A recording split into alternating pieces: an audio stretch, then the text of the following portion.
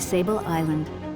It's a remote, almost mythical landscape in the Northwest Atlantic, famous for its wild horses. It's also home to the world's largest breeding colony of gray seals. And every winter, tens of thousands of female seals arrive here to give birth. It is a totally unique island. There is nothing else like this in the world. It's very special. Over the next 12 months, a team of scientists will explore every inch of the island. As they study these amazing animals and their young. We have a great team, and they just are so invested in this program and this research. Using a host of scientific technologies, from probes and satellite tags. Do you want to put the camera on her? To underwater cameras. It's so exciting to see what these animals are doing. To reveal the extraordinary lives of one of the ocean's most curious and magical creatures.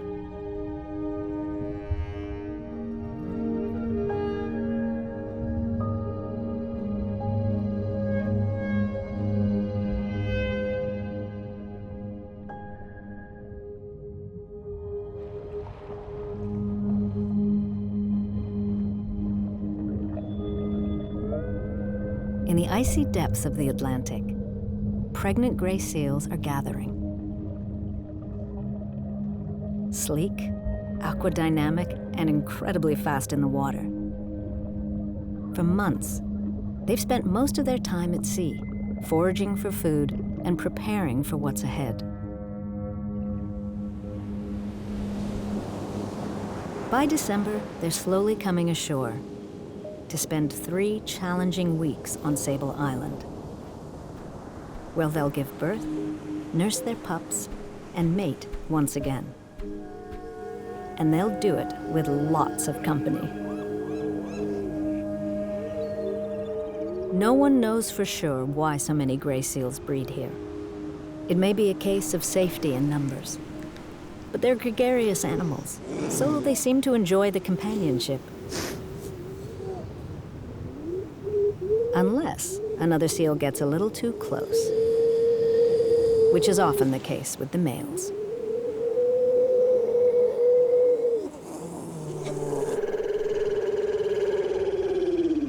Set apart by their larger size and even bigger noses, the males arrive on Sable alongside the females. And their main goal is finding a mate.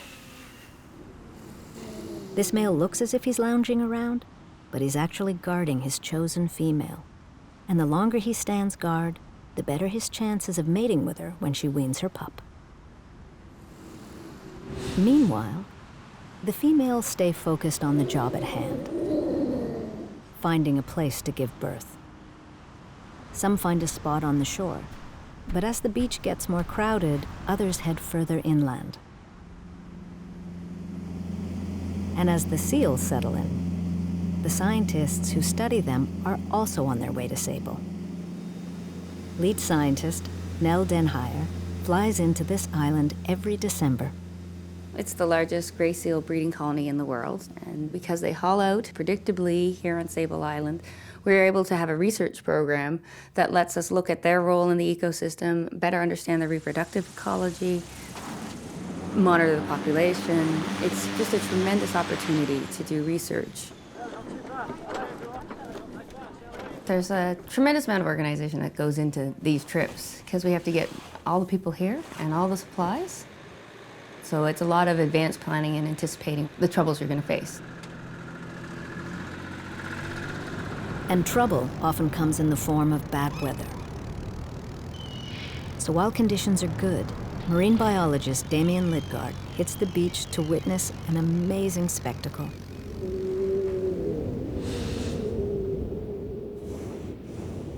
Some of the females are in labor, a process that can last for days. And this one is about to give birth.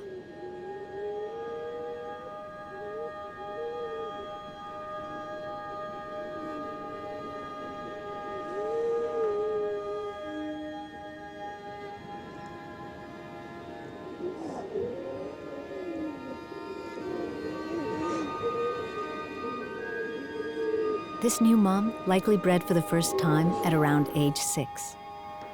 And she'll continue to birth a single pup almost every year for the rest of her life, which can last up to 40 years. She'll spend the next 18 days on land with no food, nursing her hungry little pup. So she could lose up to 4 kilos of weight every single day. Damien has been observing and photographing these incredibly resilient animals for more than 20 years.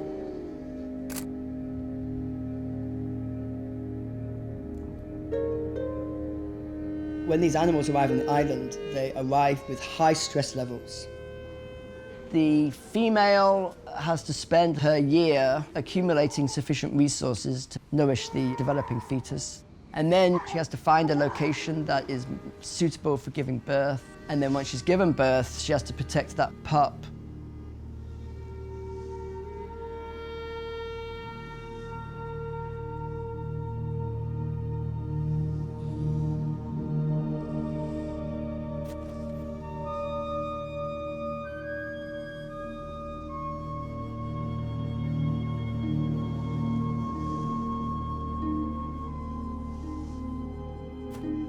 Getting free of the birth sac is the first big challenge. The next step is connecting with mom.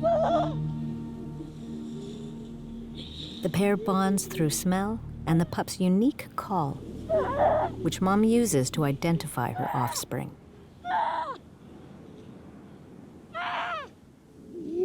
The call also signals that it's time to eat.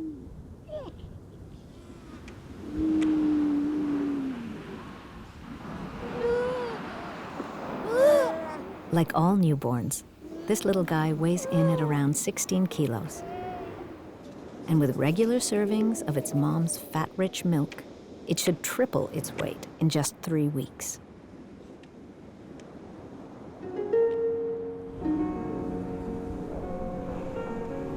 Between now and January, thousands of mothers will continue to arrive, and as many as 80,000 pups will be born.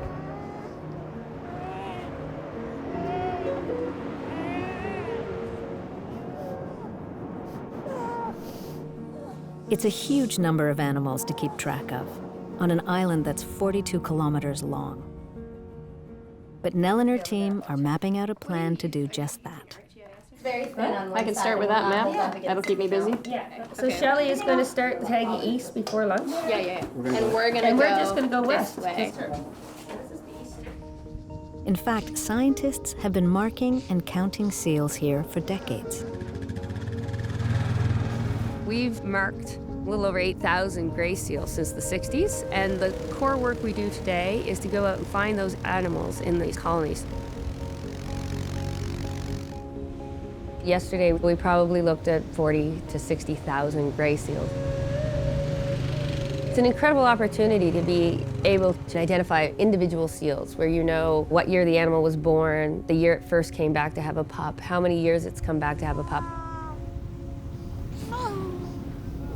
But counting the marked seals isn't the only way the team estimates population size and survival rates. Every 5 years, they do an aerial survey, taking photos of the long, narrow island, then painstakingly counting the number of new pups. And what they've learned is astonishing. Unlike many other animal populations that are now in decline, the gray seal population has been booming. I've only been coming here since 2006. The gray seal colony has doubled in that time. It's amazing. In fact, the population has increased from just 1,300 seals in the 1960s to more than 380,000 today. And it's just beginning to level off. So what's changed between now and then? And why are so many more seals surviving? One reason for their success may be linked to their eating habits. Gray seals are what we call a generalist predator. They eat a lot of different types of fish. And there has been some large-scale change in the fish community in the Northwest Atlantic, which has happened mostly because of our activities in commercial fishing, but also because of climate change. So in the face of these large-scale changes in the fish community, gray seals have been doing just fine. But while the seals may have enough food, no one knows for sure exactly what they eat. Do they only feed on the fish we like to eat? And what impact are thousands of seals having on fish populations?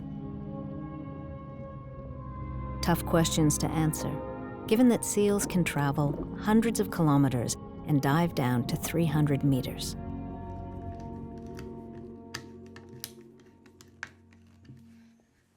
So the scientists came up with an ingenious plan to spy on the seals' foraging behavior.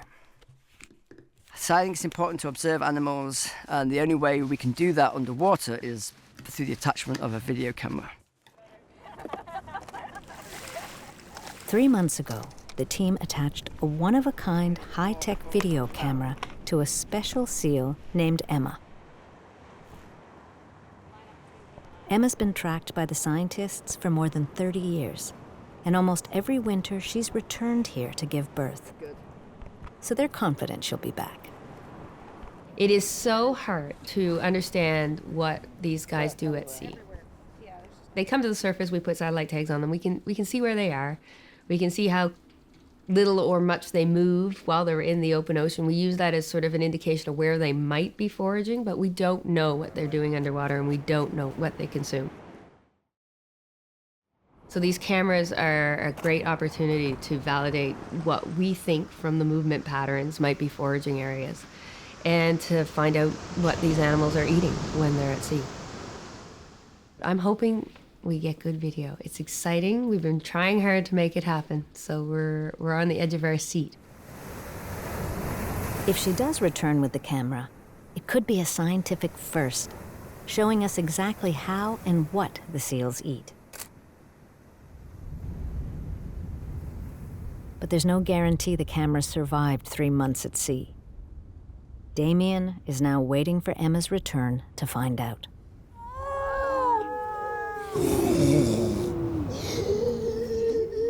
In the meantime, the camera's not the only thing at risk. The seal pups are under constant threat.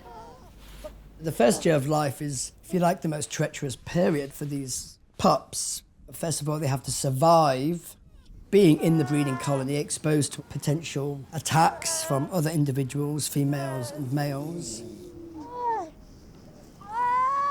This mother will do everything she can to nurture and protect her pup. But if it wanders off and gets too close to another mom, it could get hurt. So the females are very protective. They don't like seals to get too close to their pup. When you approach a female, she will start vocalizing at you and approach you and tell you to back off. And if a strange pup doesn't back off, the female will attack.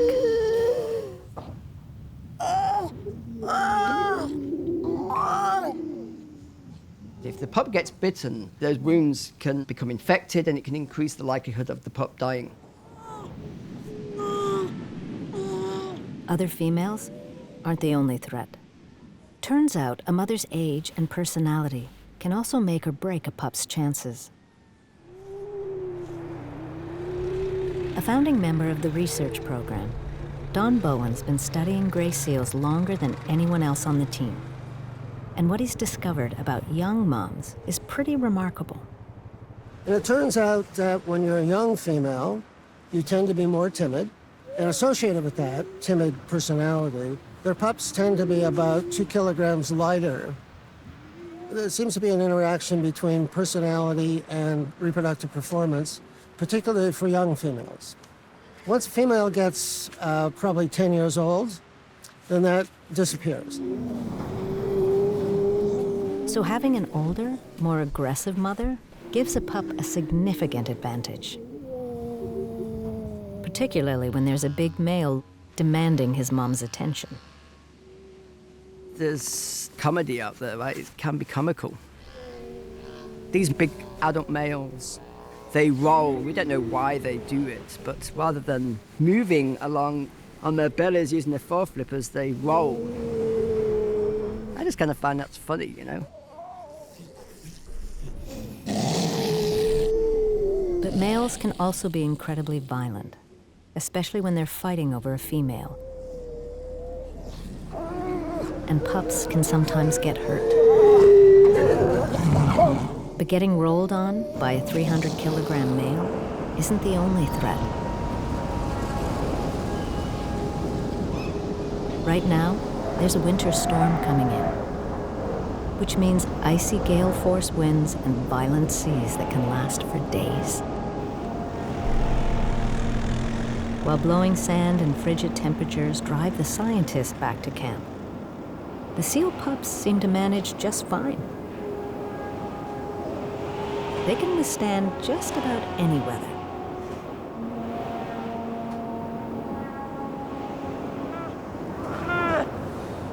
What they can't risk is getting separated from their mothers, which often happens during a violent storm.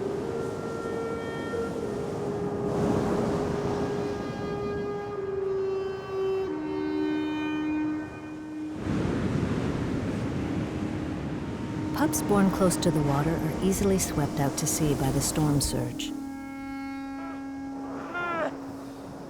And even if they make it back to the beach, they may be a long way away from Mom.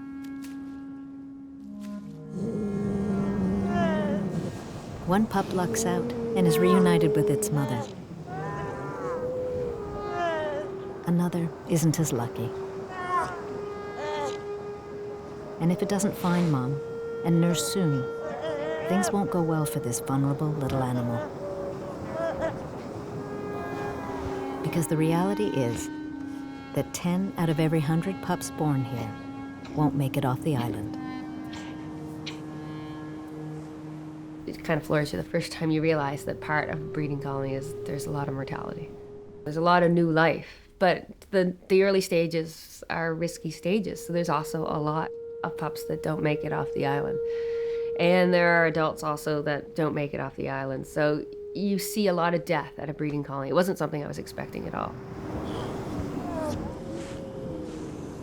But there are thousands of pups and adults that do thrive. And the team's hoping that Emma, the seal with a video camera, is among them. Hey, Deb, have you heard anything about Emma, over? I'm going about to check right now. All right then, well, we'll be standing by. One of our colleagues at the West End sighted a seal with a satellite tag on its head. So because there are no other tagged animals out there, it's highly likely that Emma was sighted yesterday. So Damien heads out to investigate. But when he gets to Emma's location, what he discovers is devastating.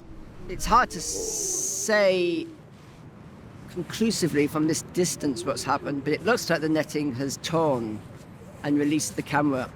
It doesn't stop the research, it just is a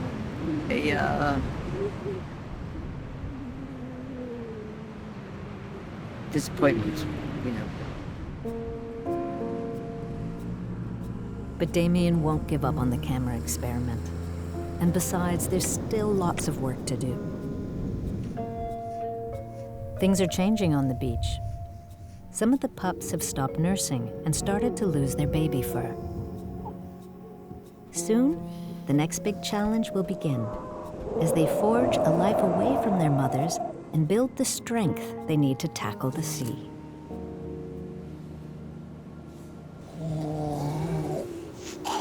Up on the dunes, a couple of weaned pups are nestled in the sand.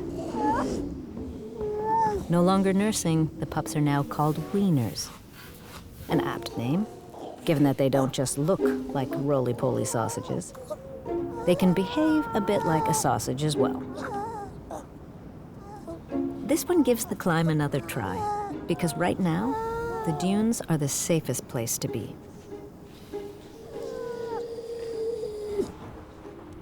Down on the beach, the females are thin and hungry and ready to mate,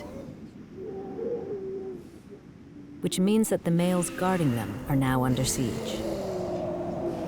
So these males have to stay with a female, and he has to defend that female during that period to ensure that his sperm are going to be the ones that sire her offspring. This big male likely reached sexual maturity at age 7. Then he'd have looked like this guy, a little too small to challenge an older male. Some males won't even enter into a competition. Right? They're just testing it, right? Like an inexperienced male, they just kind of come in and see, well, you know, I'll give it a shot. And then, you know, the male notices him and he'll just like bugger off. But if a challenger doesn't back off, fighting isn't the only way to win a female.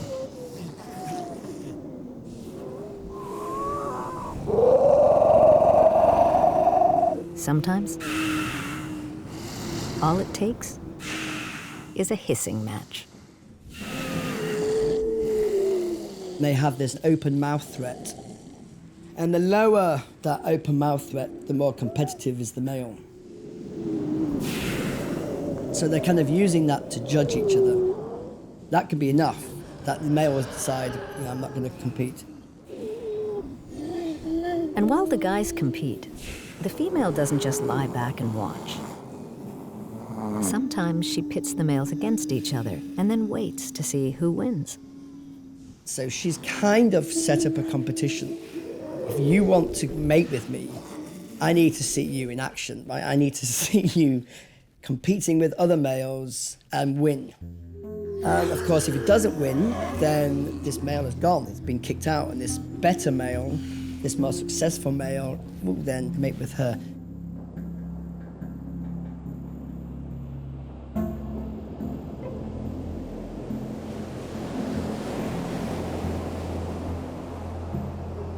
But privacy is tough to come by. So when another male tries to push his way in, the wrestling match starts all over again.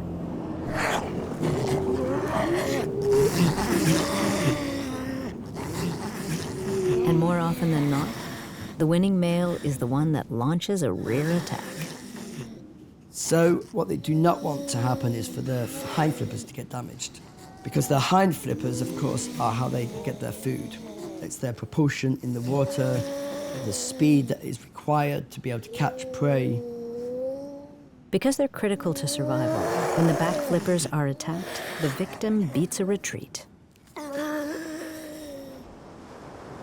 But what about the males who are still too young and too small to fight? Well, if strength doesn't work, they can always try stealth.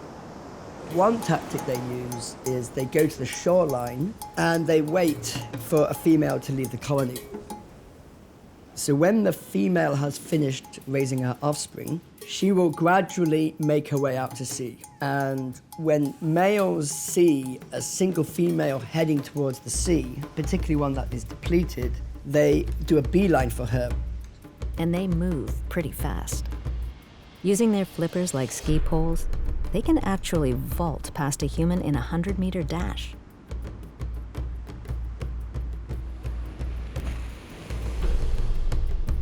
But no matter how fast they run, their chances of siring an offspring are pretty slim.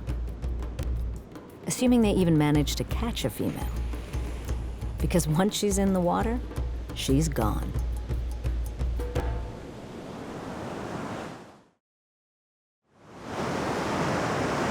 A few days later, and breeding season is almost over. Many of the males head to the tip of the island to lick their wounds and rest, including this rare albino. Most of the adult females have left the island, leaving the weaners to fend for themselves. Once as fat as barrels, they're now slimming down to get ready for a life at sea. They move up these dune cliffs and they hang out there for about 2 to 4 weeks, just learning about their environment. Some of them move around quite a lot, and some of them don't move around so much. But what they all seem to enjoy is digging in the sand. So you see pups doing that, particularly weaners. They drive their noses through the sand. They're using their foreflippers to move sand around. And then you see it in the females too. The females are also doing it. So it looks like they're smelling the ground. No one knows for sure why the seals nuzzle the ground like this, but some scientists suspect it may be linked to the way they forage at sea. And it's astonishing how fast these little animals adapt to life in the water. They're just beautiful, unique animals. I find them so amazing. Their moms give birth, 17 days later they're set free, and somehow they figure out that they don't live on land and that they need to go to sea and feed, and I think that's kind of an amazing thing if you think about it. They do it individually. I mean, you find them in the ponds inland or in flooded areas. You'll find pups in there sort of practicing and sticking their nose under the water and blowing bubbles or trying to figure out how to hold their breath. You know, you see these pups that are born in the middle of the island somewhere, and they do figure out they're supposed to be in the ocean swimming around.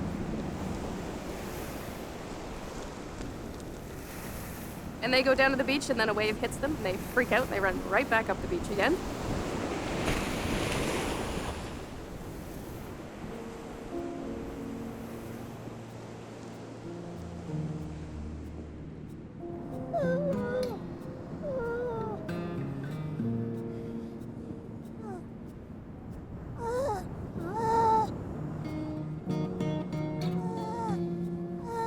Kind of remind you of puppies. They have that sort of behavior. Yeah, if you put pups together in a pen, they will spread out very evenly so no one's touching. They seem to like each other's company, but not too close.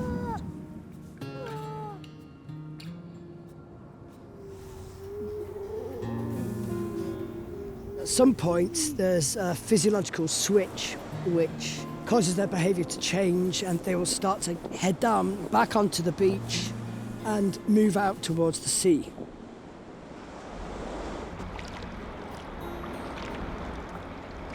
Once in the water, the youngsters are on their own, relying on instinct to find the food they now desperately need.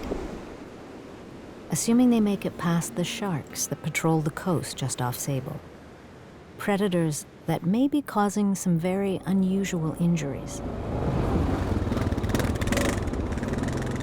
Shark specialist Warren Joyce has been coming to Sable for more than a decade. And he's seen weaners with these strange corkscrew wounds every year. We typically see, I don't know, maybe 100 or so, or a couple hundred of these seals that have been attacked or have this injury. It was thought that the seals, when they enter the water, they might encounter Greenland sharks. The shark would take a bite, the seal does a natural corkscrew backwards, and essentially causes this wound. But sharks aren't the only suspects. There's a number of offshore rigs working here, and there's support boats. These boats have positioning thrusters, and maybe if the seal again is curious and goes in, the thruster comes on and causes this wound. There is a camp that also believes it might be the adult male gray seals inflicting this, and there was some evidence, I believe, from over in Europe. We have not seen that here in particular. So again, we're not sure. We don't have any definitive proof of that. So it's still a mystery. Equally puzzling is where the surviving weaners go once they're in the water. Thanks to the use of satellite tags, the team can now predict where the seals go.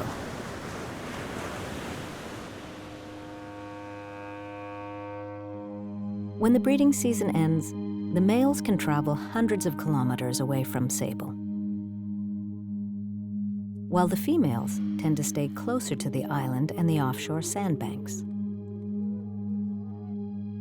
But the inexperienced weaners seem to meander a lot and actually travel longer distances than the adults. No one knows why they wander like this. They may simply be exploring and learning as they go.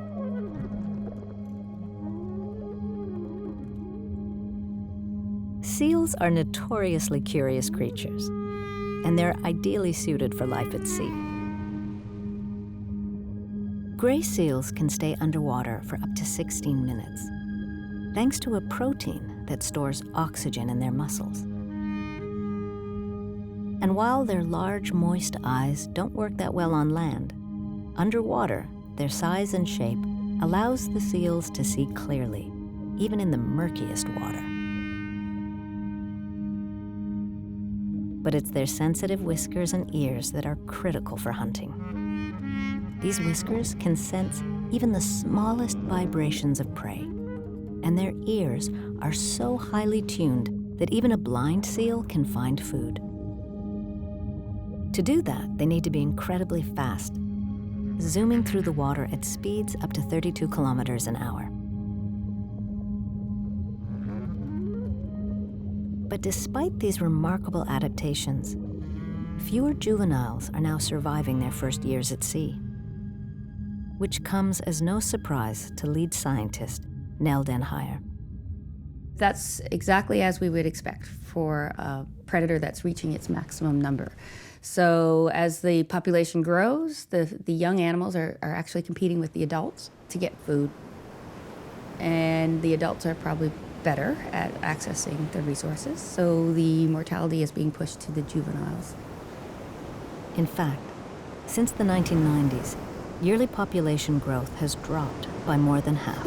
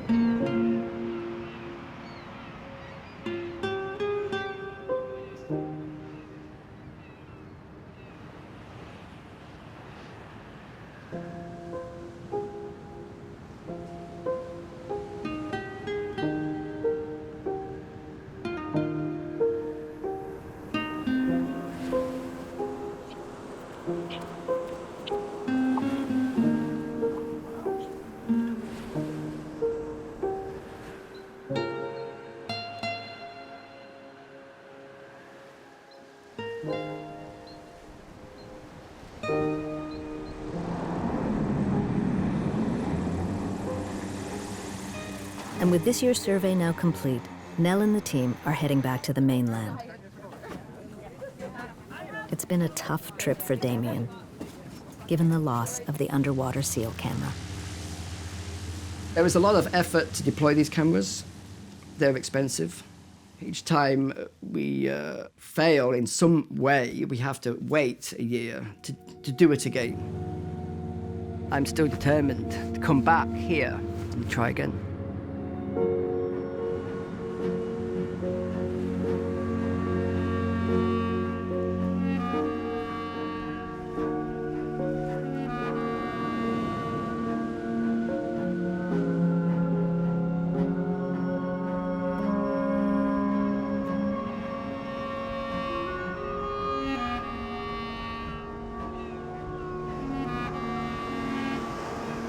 It's now October, and for the past 9 months, the Sable Island horses have had the beaches pretty much to themselves.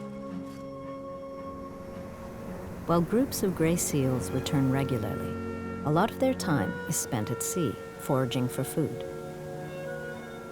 But the scientists still don't fully understand how they forage, or the impact they are having on fish stocks. Which is why scientist Damien Lidgard is back on the island armed with 2 underwater cameras. Other attempts failed, so he is anxious to test out the new gear. This is the camera, a new design, so lighter, a little smaller footprint, more hydrodynamic. Sitting here, I feel rather apprehensive about the whole thing, but we'll only know if we try. While Damien stresses about the cameras, a new team member, Tiffin Geniard-Dudot, prepares her gear. She's about to transform a seal into a scientific assistant. These are tags that are made especially for seals. We put them on the head of the animals, and when they go at sea, they basically sample the environment that they go through when they dive. But first, they need to capture a male seal while keeping it safe. It's a bit like cutting a wild horse from a herd. Sometimes you catch one, and sometimes you don't.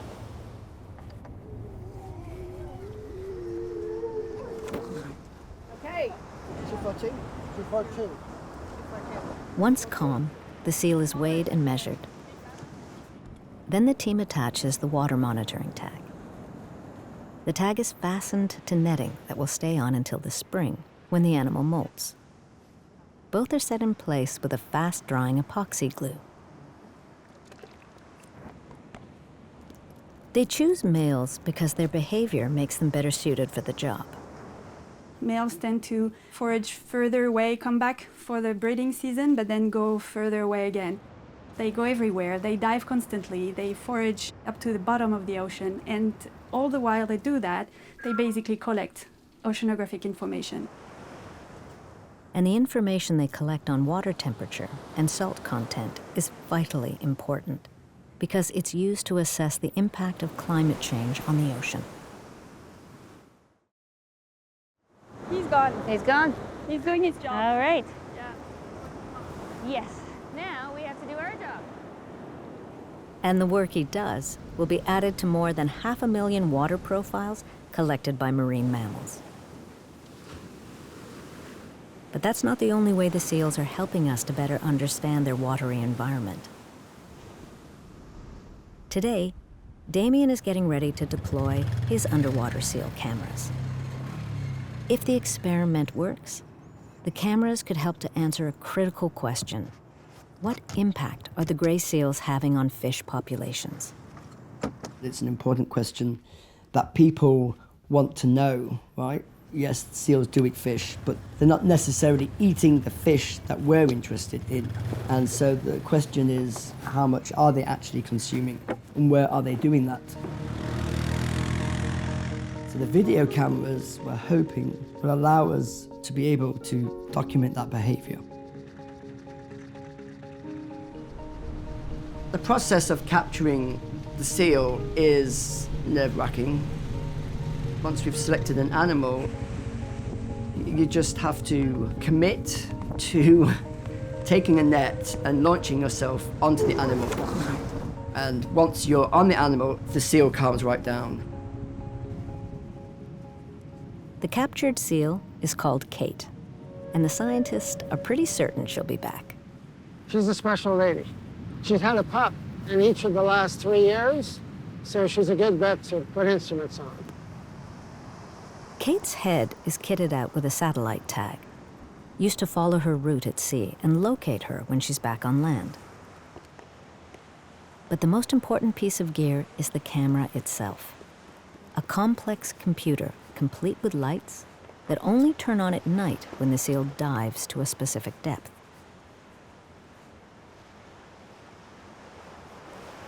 And once it's on, Kate is ready to go. Kate 375, camera number 1 of 2. But capturing the second seal will have to wait. A storm is coming in, and the team needs to do some essential repairs before it rains.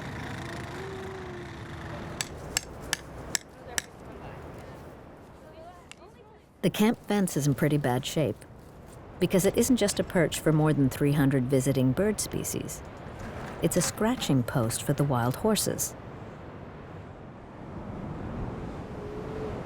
There are more than 500 horses on Sable Island, and amazingly, their survival may be directly linked to their maritime companions. In fact, some scientists suspect that more horses are now surviving thanks to the gray seals, whose waste fertilizes the grass the horses feed on. But while their food source is pretty obvious, it's not as easy to figure out what a seal eats.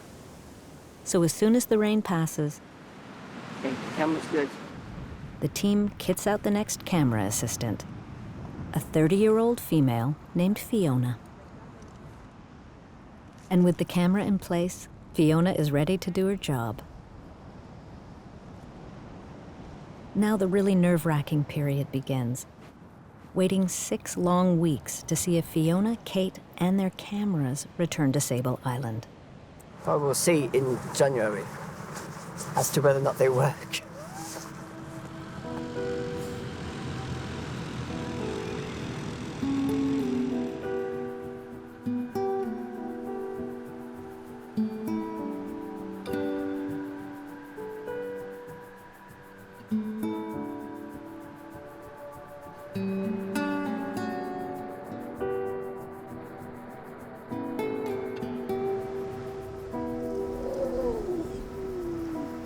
It's once again breeding season on Sable Island, when thousands of seals return to give birth.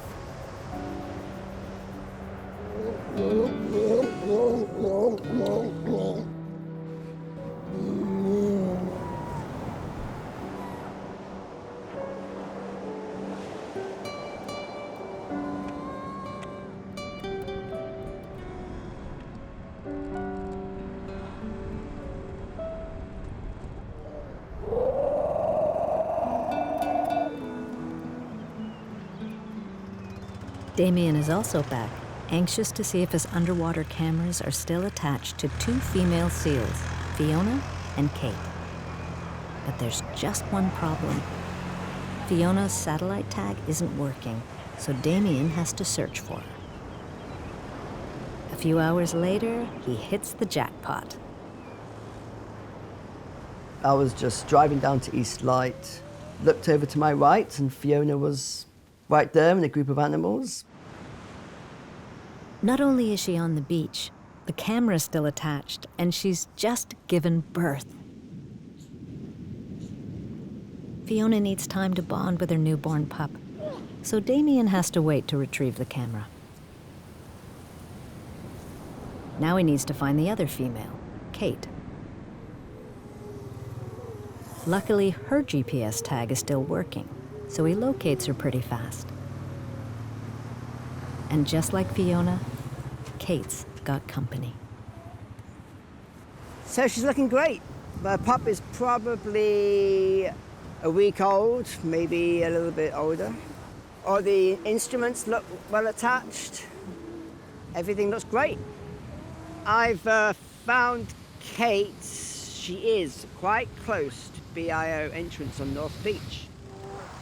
Kate and her pup have had lots of time to bond, so he calls out the team to retrieve the camera.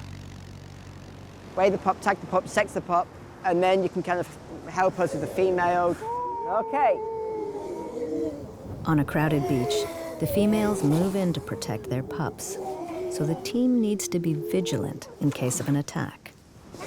Okay, tripod scale, winch. Kate's pup is also closely watched to make sure it doesn't wander away. Then it's time to remove the real prize, Kate's camera. So hopefully it will communicate with the computer and download the footage. Not bad for being at sea for 6 weeks. But before he can download all the footage, Damien needs to retrieve Fiona's camera. Well, this was my last attempt. Like, if this didn't work, then you have to start to question, is this the right approach? So I'm glad that this time it did work. Camera free? Good job. Okay, everybody move out the way. After previous failures, successfully retrieving 2 cameras is a huge victory for Damien and the team.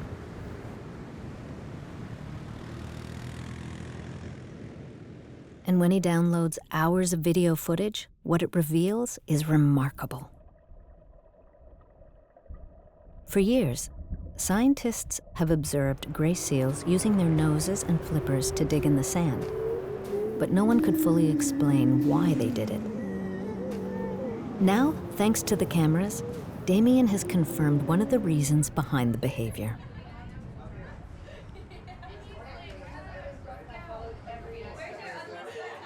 And New Year's Eve is the big reveal. So This is one of the videos from Fiona's seal camera. She's now on the seabed, what we think is a seabed, and she's sticking her snout into the substrate. But she's definitely engaged in some kind of foraging behavior. That is cool. And then about 5 minutes later, she's back at the surface, and that's repeated for several hours. Kate's camera shows exactly the same behavior. See, it's exciting, isn't it? It's so exciting. Very cool. To be able to see what these animals are doing. And what they're doing isn't quite what Damien expected. When they dive down, they're not chasing after schools of fish or individual fish. They're going down to the bottom, and it looks like they are either sticking their noses into the mud, into the sand, and moving the sand around, or they're using the flippers. So they're probably doing that to be able to search for food. So we know that seals eat sand lance. This is where sand lance live. In fact, the tiny fish called sand lance spend a lot of time burrowed in the sand and mud on the ocean floor. They emerge to feed and spawn. And we have seen sand lance in the video, like just a glimpse of one just quickly swimming away. And you can see the head of the female is moving very quickly down or side to side, which would suggest that it's trying to get something, trying to grab onto something. So they're not foraging in the middle of the water column. They're not swimming fast along the bottom. They're kind of rummaging like pigs through the sand, searching for food. But are the seals only eating sand lance? And do males and females eat the same things? Damien is already making plans to find out.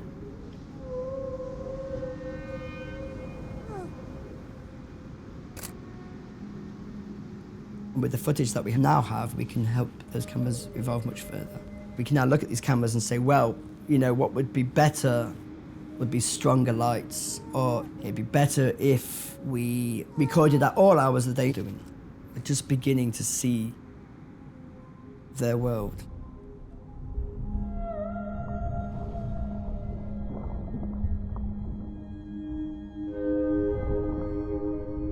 And whether the seals are diving into the ocean depths or gathering to give birth, the researchers will be there as they continue to explore the amazing world of the gray seals on Sable Island.